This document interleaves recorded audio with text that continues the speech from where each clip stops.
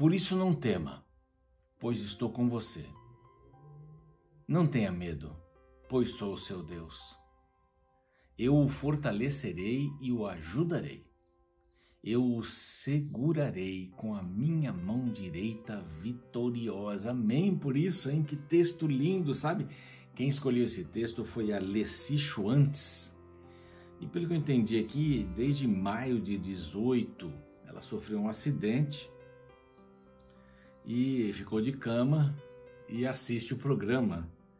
Ela gostou muito da mensagem, tem um pequeno grupo, a Jornada da Bíblia, Graça e Misericórdia. Que bacana, ela manda aqui um abraço para Laura, mamãe, e para o Arthur, o seu esposo. Olha que gostoso receber sua mensagem, esse texto maravilhoso. Esse texto realmente diz alguma coisa da sua experiência, né? É lindo. Não tema, estou com você. Olha, ficar de cama não é fácil não, né? Mas um abraço para a Leci e para o Christian de Brasília. Ela não diz de onde é, o Christian, mas o Christian diz que é de Brasília. E eu conheço o Christian aqui pelas redes, né? Pelas mídias. Ele está sempre com a gente aqui nas nossas mídias, nas nossas lives aqui da CA Morumbi, a minha igreja. E ele pede para mandar um abraço para Késia, Theo, Cleonice, Elda, Jonatas, é o filho. Foi batizado esses dias, a Jândia também. Isto. Um abraço para vocês aí de Brasília, eu gosto muito de Brasília, tenho muitos amigos aí, trabalhei alguns anos aí. Deus abençoe ricamente a você que está no YouTube. E se você ainda não está inscrito no YouTube, vá lá, se inscreva, é bem simples. Está aqui o canal, olha, Reavivados por Sua Palavra de Deus. Vá lá e compartilhe o programa. Mas se inscreva, dê o seu like, é importante você dar o seu like também. Você que está com a gente desde as 6 da manhã, um grande abraço. Você que assiste a gente no Repeteco às 3 da manhã, todos os dias, olha, quanta gente assiste a TV cedo, né? Cedinho de madrugada.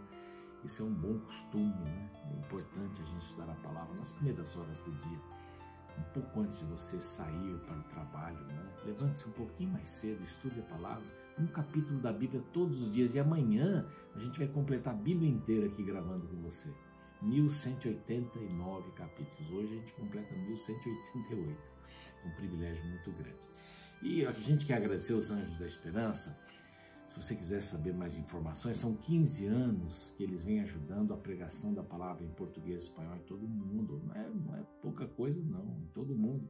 Através do rádio, da TV, dos estudos bíblicos, das mídias sociais. Eu tenho aqui, olha, um estudo bíblico que você vai receber gratuitamente. Ensinos de Jesus, aqui. Esse curso bíblico com 18 lições, o que Jesus disse sobre uma porção de coisas. Sobre o batismo fala, sobre profetas também fala, sobre a igreja fala, sobre o Espírito Santo, Jesus fala, está aqui, está tudo aqui. Peça aqui, olha, por esse telefone, anote aí, no intervalo você pode pedir, peça para os amigos, faça um grupo virtual, na família, estude a palavra, vale a pena de uma maneira gostosa, bem gostosa, simples, bem atrativa, tá bem? Vá firme aí com isso. Bom, o capítulo de ontem, o capítulo 19, foi um capítulo muito bonito, ele contrasta um pouco com o 18, falou sobre Zaqueu, falou sobre aquela parábola das minas, não é? O que foi fiel, os que foram fiéis e o que não foi fiel. Zaqueu deu metade dos seus bens para os pobres, restituiu 4 vezes mais para quem ele defraudou e defraudou muita gente. Estava disposto a entregar tudo para Jesus. Aí Jesus entra em Jerusalém. Eu quero convidar você para estarmos nessa jornada até o capítulo 24. Essa jornada começou ontem em Jerusalém. O ministério em Jerusalém, o que Cristo fez ali. Depois, no intervalo, a gente volta com o capítulo de hoje, capítulo 20. Não saia daí.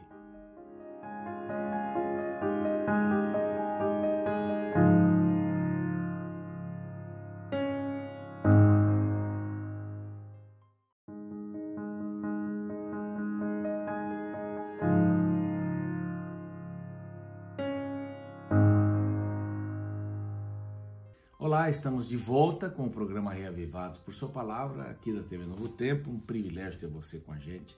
E nós vamos estudar o capítulo 20 agora. Um capítulo cheio de perguntas, perguntas e mais perguntas. Uma pergunta sobre João Batista, uma pergunta sobre Moisés, uma pergunta sobre Davi, 3 aspectos interessantes, uma pergunta sobre César também, havia me esquecido aqui. Então, são perguntas, várias perguntas, sessão de perguntas e respostas de Jesus. Ele sempre está disposto a responder nossas perguntas, né? Sempre está disposto. Deus tem o tempo dele, não é? Deus tem o tempo dele. E é muito importante a gente saber disso. Ele ouve mesmo, mas ele tem o tempo dele. Então começa aqui com uma pergunta sobre João Batista. Estavam lá, não é uma parábola isso aqui, né? Isso aqui é uma pergunta de fato. Nós vimos parábolas aí nos últimos capítulos, várias parábolas sobre o reino. Então a pergunta sobre João Batista, Jesus estava ensinando no templo, verso 1, aí vem os escribas, os principais, os sacerdotes, e vão dar uma apertada. Eles queriam, juntamente com os anciãos, né, um grupão assim, chega, para poder fazer uma pergunta para pegar a Jesus. E qual era a pergunta? Qual a autoridade? Você tem autoridade? Quem lhe deu autoridade para você fazer tudo isso que você faz?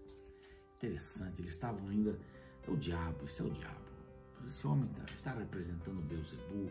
Esse homem, ele tira o diabo do corpo das pessoas, mas por que ele é o diabo? Eles vinham para essas conversas, né? Queremos pegar a Jesus. Olha, Jesus fazia o bem, era o rei, foi recebido como um rei ali na entrada de Jerusalém. Lembre-se, nós já estamos em Jerusalém aí, né? Ele entrou com bendito é o que vem em nome do Senhor, né? Hosana, teve uma entrada triunfal ali. Então esse homem vai fazer o quê? Ele vai acabar com o nosso governo? Que egoísmo, que falta de sensibilidade. E às vezes nós agimos assim, cuidado para a gente não acusar. Mas aqui eles fazem uma pergunta bastante: com que autoridade? Ou quem te deu esta autoridade para você fazer isso? Não fomos nós. Então foi o diabo, porque Deus não foi. Olha a cabeça desse povo aqui. Aí Jesus disse assim: eu vou responder essa pergunta se vocês me responderem uma pergunta. Qual a pergunta? Verso 4. O batismo de João era do céu ou dos homens? É o que eles não queriam. Eles não queriam. Eles não queriam por quê? Porque se eles dissessem que era do céu, e por que vocês não foram batizados então? Porque vocês não aceitaram do passado, né? Então aqui é a sujeição, eles não quiseram a sujeição no passado. Por que vocês não submeteram? Essa seria a resposta de Jesus. E se eles dissessem, não era de Deus, o povo ia apedrejá-los, que o povo gostava de João Batista, porque ele era verdadeiro, ele falava as verdades. Então, vocês no passado perderam. Então, como vocês não me respondem? Será que não sabem? Eu também não respondo. E foi embora, seguiu. E aí ele conta uma parábola, agora é uma parábola. Ele diz que um certo homem tinha uma vinha, arrendou para os lavradores. Nós já vimos isso em Mateus, em Marcos, né? E no tempo devido foi lá, mandou os servos dele para receber o dinheiro da lavoura, no tempo da colheita. Eles expulsaram, espancaram e o dispensaram sem dinheiro. Ele mandou outro servo, mas eles também o espancaram. E depois de ultrajarem, ele foi bem feio, né? Jesus estava querendo dizer assim, ele foi ultrajado, talvez deixado nu, sei lá. Eles o dispensaram, expulsaram, né? Dispensaram, expulsaram. O primeiro despacharam, esse aqui expulsaram. Aí vem o terceiro, também este o feriram, expulsaram. 3 expulsos e feridos. Aí ele mandou o filho: enviarei meu filho amado, talvez o respeitem. Verso 13. Vendo como filho amado, fizeram o quê? O mataram para ficarem com a vinha. E lançando-o fora, o mataram. Olha aqui, Jesus contando essa parábola dentro de Jerusalém. Era dele que ele estava se referindo aqui. Ele estava se referindo a ele. Se Deus mandou os profetas, o povo não reconheceu os profetas. Agora ele manda o seu filho amado. Olha que expressões. E eles fazem o que? Levam-no para fora e o matam. Foi o que aconteceu em Jerusalém. Levaram para fora. Jesus morreu fora dos muros de Jerusalém. Olha que interessante, Jesus já pontuando esses momentos da morte, né? E aí ele fala aqui no futuro, olha, é o seguinte, vocês nunca leram que a pedra em Salmos, né? Que a pedra que foi rejeitada era a pedra angular. Eu estou sendo rejeitado. Falando dele. Você entendeu a ligação da parábola com Jesus? Era dele. Os profetas foram expulsos pelo próprio povo. Agora vem Jesus, ele vai ser morto fora do templo. Fora do templo, não. Fora de Jerusalém, dos muros da cidade. Aí ele diz assim, bom, isso é o presente, né? E acontecendo no presente. Vocês rejeitaram João Batista no passado, estão rejeitando o presente e o futuro. Quem não se jogar na pedra, né? Quem não se submeter a esta pedra angular, quem não usar esta pedra angular para construir o edifício da sua vida espiritual, está perdido. Então no futuro, verso 18, todo que cair sobre esta pedra ficará em pedaços. Por quê? Você tem que ser reconstruído, né? Todo aquele que cair sobre a pedra vai ser reconstruído, vai ficar em pedaços. Eu vou juntar os pedaços. Mas todo aquele que a pedra cair, esse vai ser esmiuçado. Então cuidado com o futuro. O povo de Israel, passado, rejeita João Batista, presente, rejeitam a mim, futuro, vocês vão ver o que vai acontecer. Só os que me aceitaram serão salvos. Desculpe. Uma pergunta sobre João Batista. Não é bem longa a resposta. Uma pergunta sobre César, a respeito de César. Bom, eles queriam subornar, eles queriam ter ideia, sabe aquele negócio? Que alguém tiver uma ideia para pegar Jesus, eles vão receber vários presentes nossos aqui. Os principais sacerdotes e escribas. Então, o primeiro grupo era grande, né? Lembra-se que verso 2, ou aliás, verso 1, principais sacerdotes, escribas e os anciãos. Agora, o grupo está no verso 19, os escribas, os principais sacerdotes procuravam lançar mão, pois perceberam que, em referência a eles, disseram essas parábolas. Exatamente. É para eles mesmo. Mas temiam o povo para pegar Jesus. Então eles subornaram alguns para fingir que eram justos e fazer perguntas para incriminá-lo e ele ser entregue para um governador. Bom, eles não conseguem responder, ele não consegue vencer-nos nas perguntas aqui religiosas, vamos levá-lo às perguntas que tem que ver com o governo de Roma. E ele diz, escuta, é lícito pagar, verso 22, tributo a César ou não? Sim ou não? Aí pergunta, sim ou não? Jesus disse assim, tem aí um denário? Um denário? Como? Eu tenho um denário aqui, daqui eu vou devolver. Tá aqui. Ó, de quem que é essa figura aqui na moeda? As figuras de César. Então tá aí. Resposta. Dê a César o que é dele, mas dê a Deus o que é dele também. Que impressionante. Não dava para pegar Jesus. Mais uma pergunta. Uma pergunta agora sobre Moisés. Mestre, verso 28. Agora os saduceus, né? Questão da ressurreição. Eles não acreditavam na ressurreição. Vem lá os saduceus e dizem, mestre, Moisés nos deixou escrito que se morrer o irmão de alguém, sendo ele casado e não deixando filhos, o seu irmão deve casar com a viúva e suscitar descendência do falecido. Isso está em Deuteronômio, capítulo 25, verso 5. Bom, é verdade, Moisés disse, está certo. E o que vocês querem? Bom, tinha uma pessoa, tinha 7 irmãos, eram 7 irmãos. O primeiro se casou, morreu sem filhos. O segundo se casou com uma mulher, morreu sem filhos. A viúva se casou com o terceiro, o quarto, o quinto, o sexto, o sétimo, não teve filhos. E lá no teu reino? Esta mulher, pois, no dia da ressurreição, de qual será a esposa? Aí Jesus dá a resposta que deu lá em Mateus, em Marcos, né? Mesma coisa, Lucas tirando de Marcos aqui. E diz assim, olha, na vida vindoura, verso 35, não se casam, pois não podem, verso 36, mais morrer, porque são iguais aos anjos. E são filhos de Deus, são filhos da ressurreição. O que Moisés fez aqui, e ele mesmo responde, verso 37, os mortos vão de ressuscitar. Moisés o indicou no trecho referente à sarça, a sarça ardente, Êxodo 3:6. Quando chama o Senhor o Deus de Abraão, o Deus de Isaac e de Jacó, e Deus não é Deus dos mortos, Deus é Deus dos vivos. Deus é Deus dos vivos. Então, lá no reino dele, os vivos não vão mais morrer, serão como anjos. Está aí a resposta.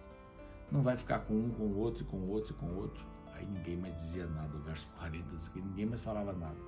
Aí mais uma pergunta sobre Davi. Agora essa aqui é bem interessante, né? Mas Jesus, verso 41, lhes perguntou. E agora ele mesmo faz a pergunta. Uma pergunta que ele mesmo faz. Como podem dizer que Cristo é filho de Davi? Ele não era só um descendente físico, né, descendente de Davi. Ele era mais do que isso. Visto como o próprio Davi afirma nos Salmos, Salmo 110, verso 1. Disse o Senhor ao meu Senhor, assenta-te à minha direita, até que eu ponha os teus inimigos debaixo dos teus pés. Assim como Davi lhe chama Senhor, e como pode ser ele seu filho? Então, ele é maior que Davi. Então, não é a questão de ser Davi mais importante que Jesus. Jesus é mais importante que Davi. Porque a Bíblia diz que ele o chama de Senhor. Pronto. Vocês queriam saber, né, sobre a minha essência, a essência de Jesus. Ele fala o Cristo, né? Está falando dele. Ele fala dele quando menciona que ele seria levado para fora, para da vinha, né? Fora de Jerusalém para ser morto. Ele fala dele quando ele diz que a pedra que foi deixada, rejeitada, é a pedra importante, é a pedra que faltava para encaixar, porque as construções daquele tempo não eram nem sempre com tijolos bem feitinhos, né? Com pedras. Pedra encaixa aqui, pedra, mas tem que ter uma pedra angular, uma pedra que sustenta tudo. Então essa pedra que foi rejeitada é a pedra que sustenta tudo.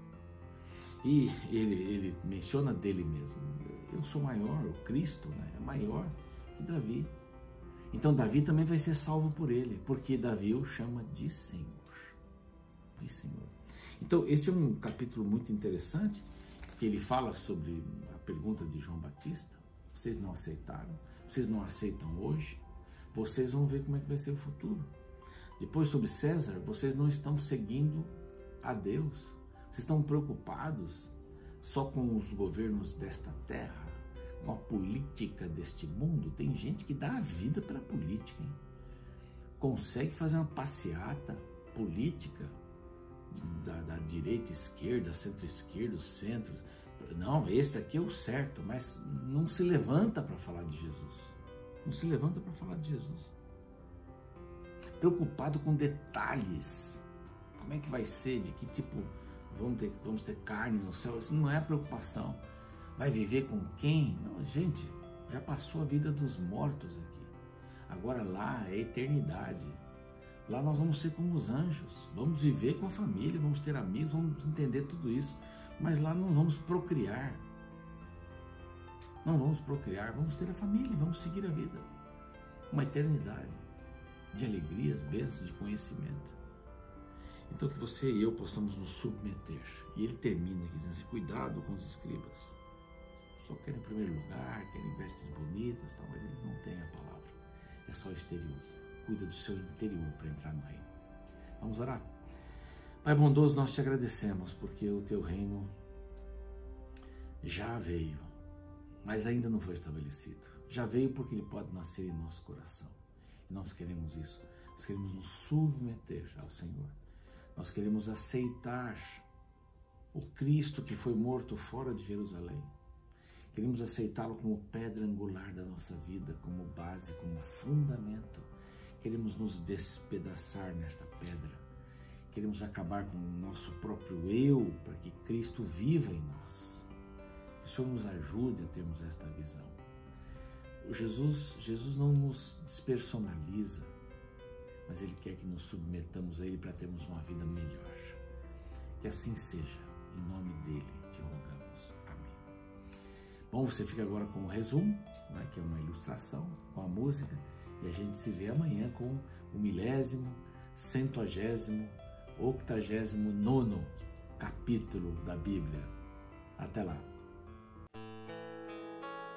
Uma interessante fábula envolve o burrinho que levou Jesus para a entrada triunfal de Jerusalém. A história conta que, ao entrar em Jerusalém, o jumentinho se deparou com uma grande agitação e alegria. Se viu envolto de saudações eufóricas e honradas dignas de um rei.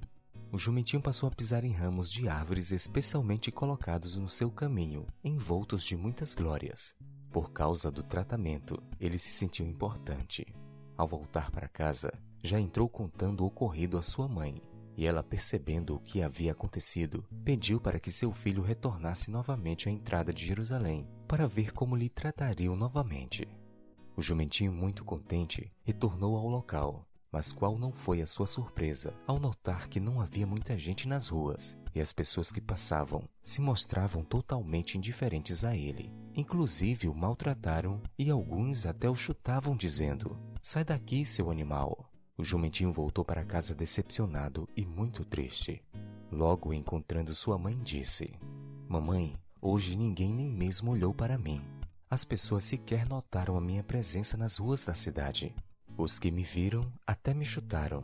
O que será que aconteceu, mamãe?" A mãe, que entendia tudo, muito sabiamente e com a voz amorosa, disse: "É, meu filho querido, sem Jesus, você não passa de um jumentinho." Esta parábola aponta para a loucura de querer tomar para si a glória de Jesus. Tal comportamento já existia nos tempos de Cristo. No capítulo 20 do livro de Lucas, Jesus apresenta religiosos que usavam a religião como palanque para atrair as atenções para si. A partir do verso 45 lemos: Ouvindo-o todo o povo, recomendou Jesus a seus discípulos: "Guardai-vos dos escribas, que gostam de andar com vestes talares e muito apreciam as saudações nas praças, as primeiras cadeiras nas sinagogas e os primeiros lugares nos banquetes, os quais devoram as casas das viúvas, e para o justificar fazem longas orações. Estes sofrerão juízo muito mais severo." O texto aponta para religiosos que queriam os aplausos das pessoas para alimentar o próprio ego. O problema maior é que este tipo de religião egocêntrica cega o religioso para as necessidades dos outros ao seu redor. O texto mostra que enquanto que eles apreciavam os elogios nas praças, eles simplesmente ignoravam o sofrimento das viúvas. Jesus aponta para estas pessoas e pede que seus seguidores não sigam tal exemplo. Afinal, o verdadeiro cristão não quer um palco de glórias, mas um tapete de servidão.